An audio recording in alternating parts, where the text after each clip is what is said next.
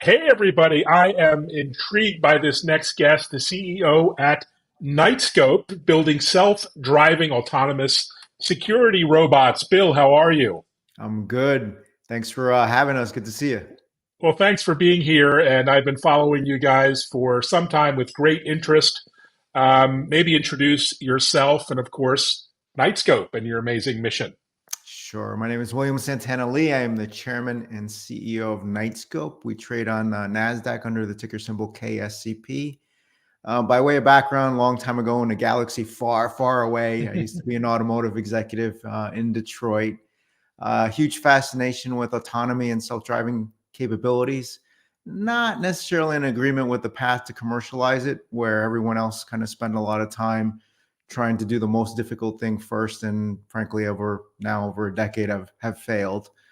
We took a more of a crawl, walk, run approach and have these autonomous security robots operating across the country 24/7, 365, level 5 technology, completely hands off, not remote control.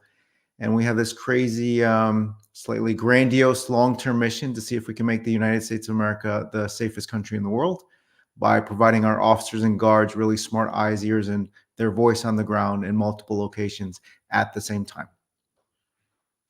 Well, it's a wonderful mission, very noble mission. So, give us the how part. How will your autonomous security robots contribute to this goal? I'll split it into two pieces, Evan. One Mhm. would be the more obvious one is these machines generate over 90 terabytes of data a year that no human's going to be ever able to process. And if we can give that technology and put it at the fingertips of an officer, a guard, or a security operations center or 911 dispatch, to give them unprecedented, almost superhuman capabilities to Mm. remotely monitor a location, will certainly do a lot of good. I think the second one is less obvious for folks that don't spend a lot of time in public safety, law enforcement, or security, is just physically being there can change things dramatically. So Mm. think about if I put a cop car in front of your home, or you're driving down the highway and you see a marked law enforcement vehicle on the side of the road. Like, it's almost instinctive, right? You're going to look down at your speedometer, or you are going to pump those brakes. And just physically being there has done a lot of good for our clients. Our machines are rather large, 5 foot tall, 400 pounds, roaming around on their own. Strobe light going, says police on the side. Maybe you'll get people to not commit the act of Mm. criminal activity just from the get-go before anything actually happens. Well, that would be the goal. So, tell us about the link to crime rates. You've been deployed, very high profile New York City deployment. What's been some of the feedback, some of the data on reducing crime rates, for example, in areas where you have been deployed? Well, since everybody told me that the robots are coming to kill everyone and take everyone's job, we don't have said data, but no, just kidding. Okay. So if you go to nightscope.com/crime, there's a long list of all the stuff we're Wow. allowed to say. So we helped the law enforcement agency arrest um, a armed gunman. We helped another Wow. one issue an arrest warrant for a sexual predator. Wow. There was a domestic abuse case that we helped with, and the list goes on and on. And it was a little bit of a dream come true, to be honest with you. One of the reasons I'm doing this, I was born in New York City, and someone hit my town Mm. on 9/11. I'm still profoundly pissed off about it. So the rest of my life, I'm dedicating to better securing our country, and then to have the honor and privilege to have the mayor of the largest city in the country with the largest police department in the country Mm. call and want to collaborate. And then for that actually to occur, a contract issued, and then we got to deploy a machine in Manhattan on the world stage. A little surreal, but definitely excited. And I think that's sets a tone for the growth that we expect to see over the next decade. Indeed, and it's an exciting time. You mentioned killer robots. I didn't mention that, but of course, I'm Gen X, I think, as well as you might be. And we grew up on the Terminator and RoboCop and all kinds of science fiction. Is that one of the big Emphasis on challenges? fiction. Emphasis on fiction. Yeah, I mean, is that brainwashing we've had through Hollywood and movies kind of the main hurdle that you have to overcome? This sort of psychological Uh, issue. yes, but there's a little Jedi mind trick to cure the problem, and it just has to do with manners and etiquette. Mm, If you go deploy, and this actually happened, if you go deploy a machine without telling the tenants, the residents, the faculty, the students, the employees, or mm, whatever, like you're going to have a serious problem because everyone's going to freak mm, out because I have no idea what this thing does. mm, But if you send advanced, hey, heads up, there's a robot coming. We're going to have a lunch and learn. You can ask any mm. questions that you might have, or let's do a robot naming contest, or let's have some robot cake and talk about why it's here, what it does, and everything else. Then everything goes profoundly profoundly much more smoothly where people are like, oh, okay, now I understand why it's here. I know what it does. And, it's not, surveilling my brain or watching what my wife watches on TV, and it's not invading my privacy and all this other stuff. But if you don't do that little step, you're going to cause a lot of problems. I bet. Yeah, education is key. Let's talk about the tech behind the robots. I'm a complete tech geek. Can you give us some insight into what's under the hood, so to speak, in terms of hardware, software, the autonomous brain, and other sensors that might exist? Yep, yep, yep. So we uniquely combine four really difficult things. So autonomy, robotics, AI, and electrical vehicle technology, and all those four are unto themselves kind of hard. So we thought to make it a little bit harder and see if we can get this all to work 24/7, all combined. Probably the easier way to split it up is on the autonomy side, it's analogous to a self-driving car. So we use Mm, LiDAR, sonar, wheel encoders, IMU, and as I like to say, a bunch of crazy software for the mm, machines to be able to dynamically operate in congested or vacant areas where there's a lot of people in cars and not and we don't ingest blueprints or architectural renderings or anything like that. The machines need to kind of decide how to navigate. If I don't know, pre-COVID, at the mall at 3 o'clock on a Saturday, it's kind of mayhem. You got to be able to maneuver that as well as mm, maneuver up and down a 9-story parking structure with vehicles coming up and down, and you're dealing in XYZ kind of stuff. So it's very analogous, but we're less than 3 miles an hour. And so back to my earlier point was, hey, our strategy was, can you get the autonomy to work reliably at 1 to 3 miles an hour, 24/7? We've operated mm. now 2.5 million plus hours out in the field. I know I've lost track now, 7 or 8 winters and summers. And we've learned a thing or two. And so now start thinking about, how can I get this to go 10 miles an hour or 15 miles an hour, as opposed to let's go do the really hard thing first, meaning a completely unchartered, unregulated, no rules kind of approach. And you need to make sure it works 24/7 in a very difficult environment. So these are all kind of geofence, which makes things a lot easier. And then the machines can do a bunch of stuff that are helpful for public safety. So you can detect a person. Let's say it's Mm. 3 o'clock in the morning. There should be no one waltzing around your commercial real estate property. We can send an alert, and that alert can be an email, text, phone call, or an alert on the user interface that we provide part of the subscription. We can read several hundred license plates a minute. Some of the machines have facial recognition. We can run a thermal scan of the environment. For NYPD is a kind of really important distress button on the back of the machine. And Oh, we wow. actually, got a chance to work with our friends over at both at City Hall, at NYPD, at MTA to make sure that everything kind of worked with their 311 system.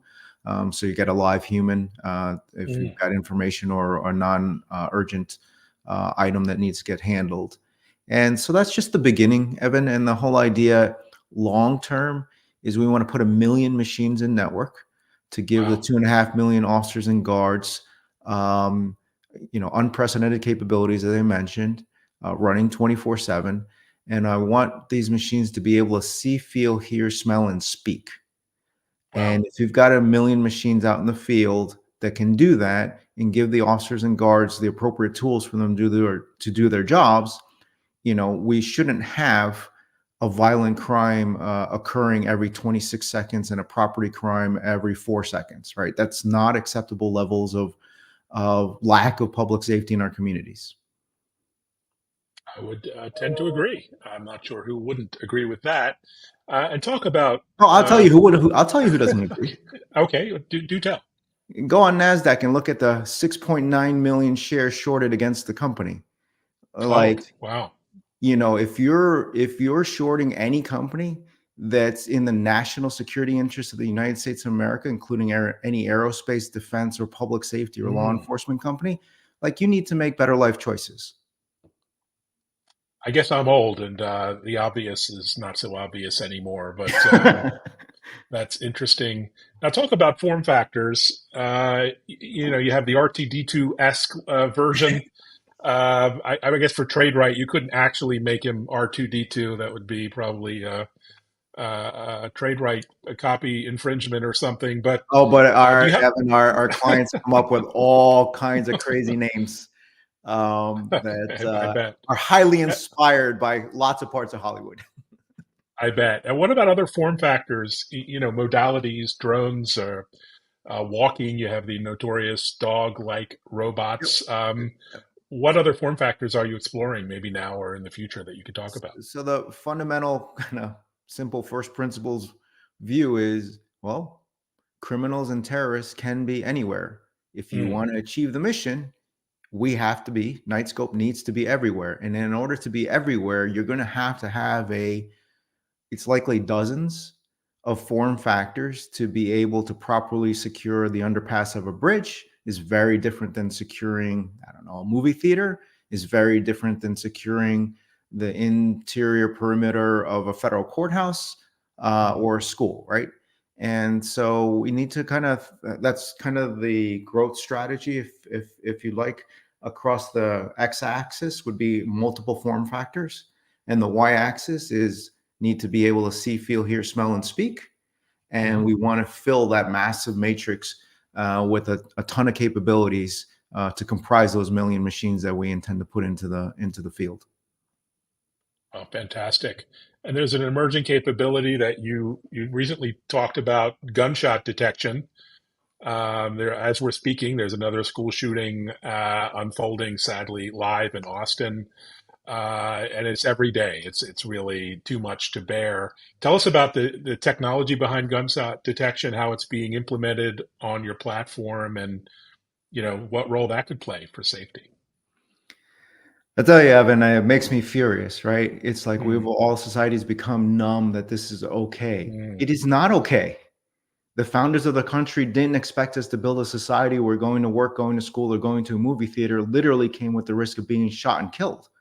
mm, This is an insanity that needs to get addressed. And the only way we're going to do it is to have probably a million supporters back what we're doing and force a change in reimagining public safety in this country. Because I can tell you, the local, state, and federal government are not going to fix this problem.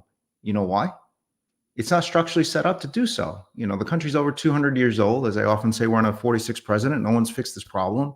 And they don't have, unlike the Department of Defense, which has a huge budget, very intricate and complicated process, but new innovations come out the other side and give soldiers everything you might ever need under the mm, sun.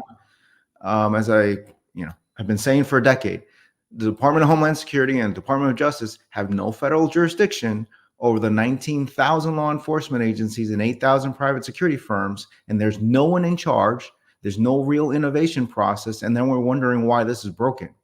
Like, it's not going to get fixed unless society and communities decide to, like, okay, we need to make a change, and here's a company that's providing the technology to facilitate that change. But this just can't continue. And along the march of what we're trying to do, back to the see, feel, hear, smell, speak, is to automate some of these processes, including detecting a gunshot. And next step would be, hey, can you detect one visibly, just someone's mm. brandishing a weapon? Oh, wow. Um, when we started the company back in 2013, it was right after Sandy Hook, and you'd look at the stats, and it's like, if I recall correctly, you're 6 to 9 to 11 minutes before a human actually called 911 because everyone's in, kind of panic. Um, and those minutes cost lives.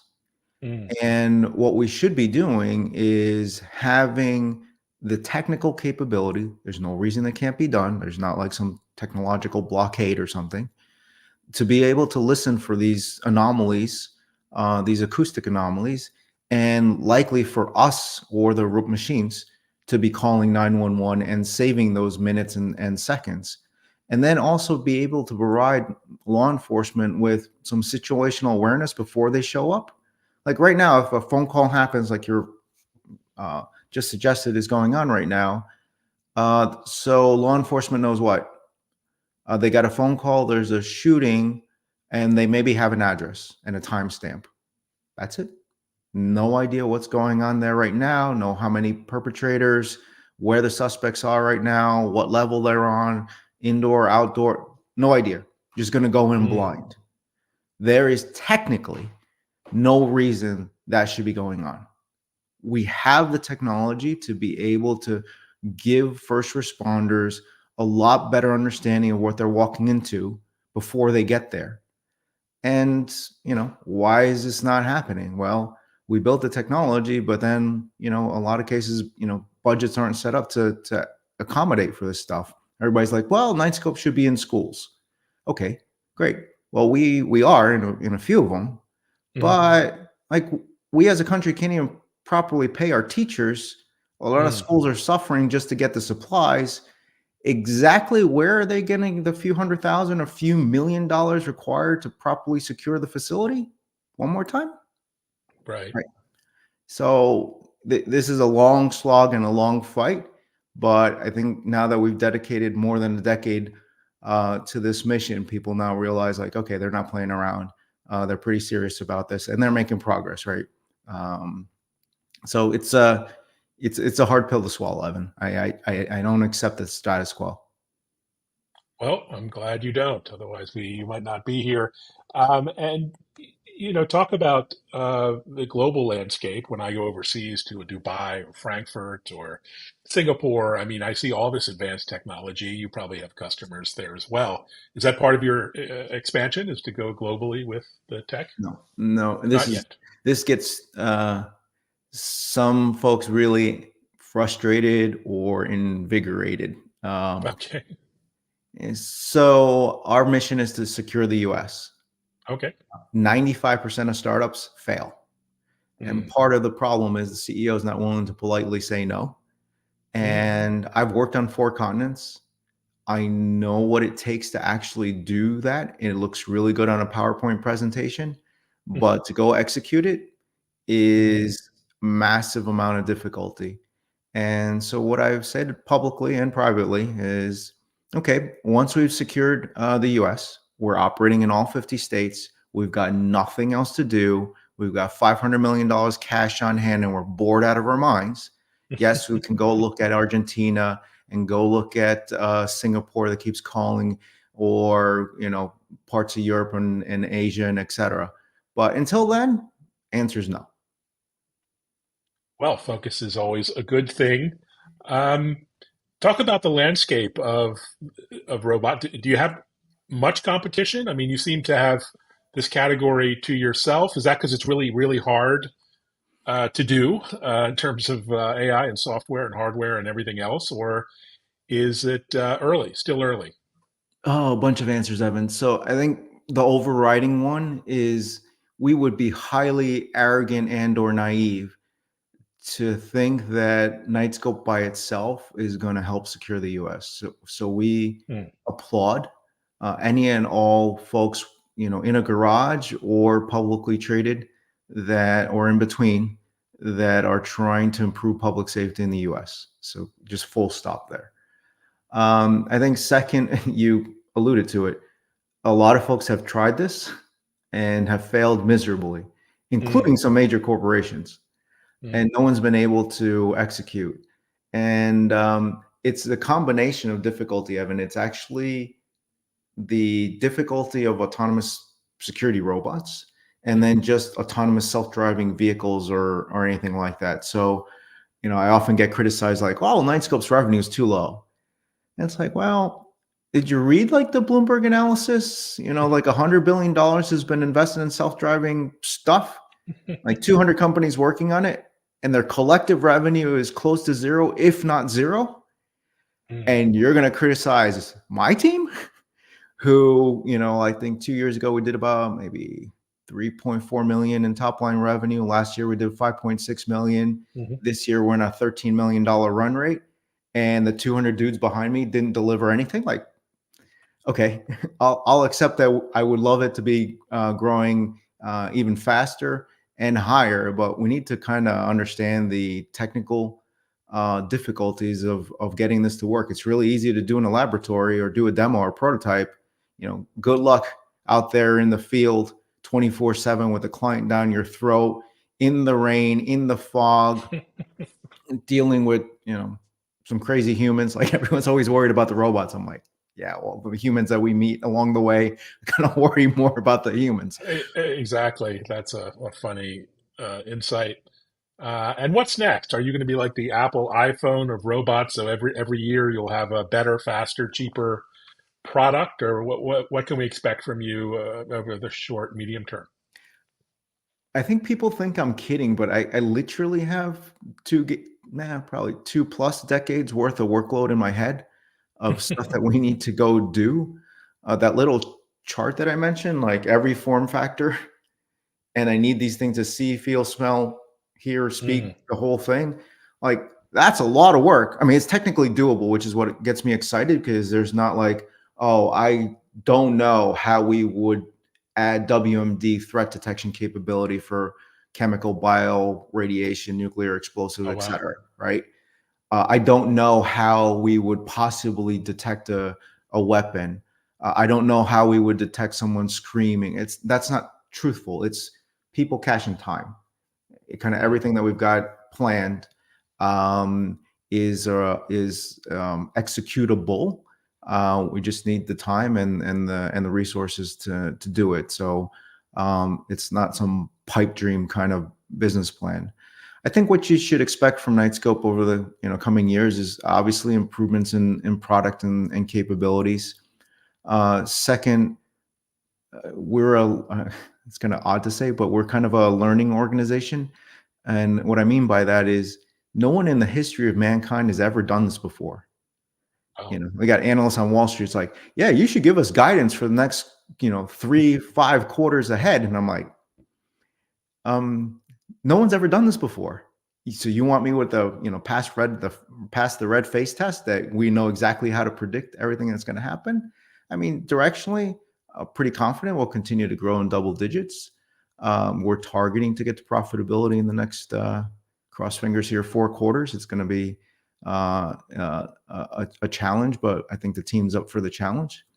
So I think improved financial performance and more and more products and capabilities over time, and that might include partnerships and other ways to deliver what we need for our end users, which are all those brave women and men in uniform, both in officers and guards that desperately need additional support and capabilities. Well, here's to that. Um, so, just personally, what are you looking forward to the rest of the year? You have any travel or events coming up, or are you just planning for next year? You got CES on the horizon.